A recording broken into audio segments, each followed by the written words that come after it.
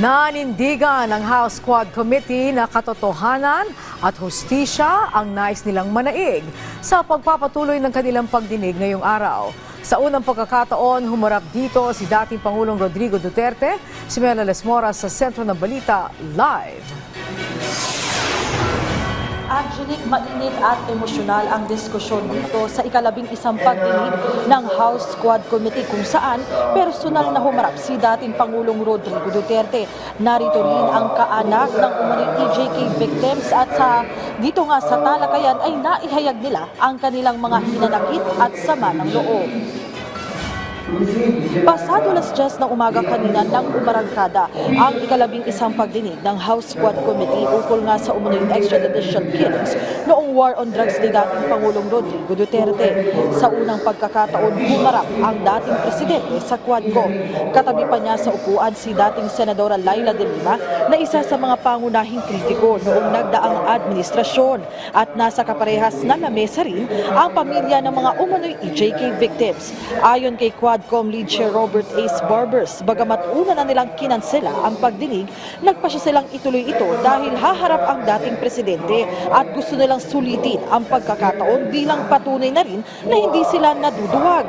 Si Quadcom Co-Chair Bienvenido Abante Jr. harapan namang binatikos ang war on drugs ni Duterte at iginiit na mistulang naging killing field umano ang bansa noong nagdaang administrasyon.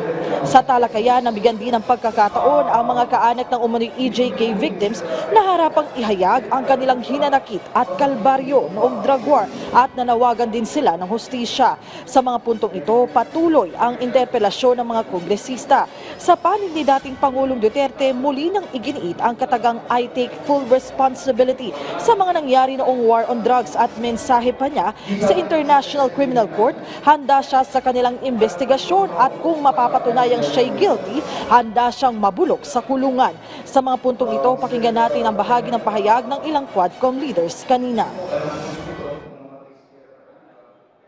Una sa lahat, nagdesisyon ang Quadcom members na ikansela sana ang pandinig na ito ngayon sa kadahilanang hindi pa po natatapos ang mga pagsusuri namin sa mga taong gustong lumabas ng aming mabalitaan na darating ngayon sa kapulungang ito upang kumprontahin ang Quadcom kung bakit kinansila ang hearing kung kailan nandito na sa Manila ang dating Pangulo, ay minabuti na namin na ipagpatuloy na upang ma-take advantage namin ang inyong presensya kahit na walang formal na sagot ang inyong abogado sa inyong pagdalo ngayong araw. Kami mga kapastoran, believe po sa inyo, sa inyong ginawa.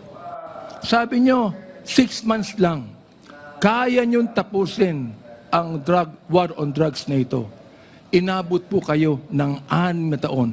Hanggang ngayon, meron po tayong war on drugs.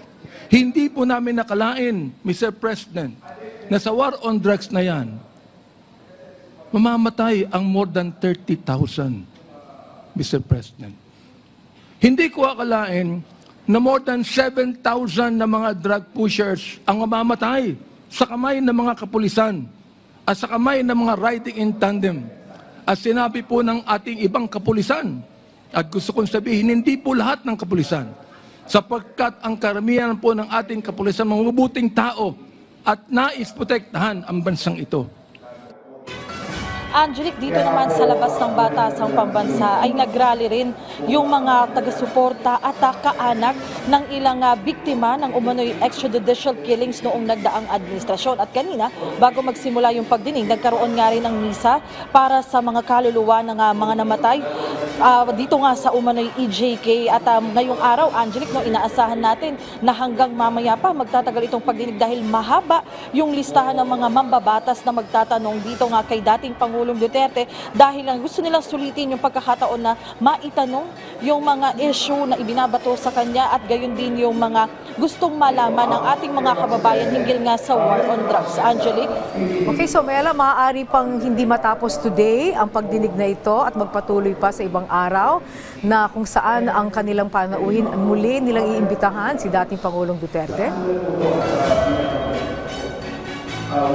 Angelic, usually yung mga pagdidig ng Quadcom, no, talagang mahaba at inaabot ng madaling araw o kinabukasan. Pero Angelic, kung ang sinasabi nga rin, no, na ng mga mambabatas, kahit nga sana ay magpatuloy pa ito sa mga iba pang araw, itong ang pagdinig, ang hiling nila ay ang patuloy na kooperasyon at respeto ni dating Pangulong Duterte. Sa ngayon, Angelic, no, itatanong pa natin sa liderato ng Quadcom kung ano yung magiging plano nila moving forward. Pero inaasahan nga natin na hanggang maitanong lahat ng mga question nila patungkol dito sa war on drugs, dito sa umano'y EJK, ay hindi nila tatapusin nga itong pagdinig. Angelic? Yes, okay. And also, sinadya ba na maging magkatabi si dating Senadora Laila de Lima at si dating Pangulong Duterte sa kanilang sa mesa?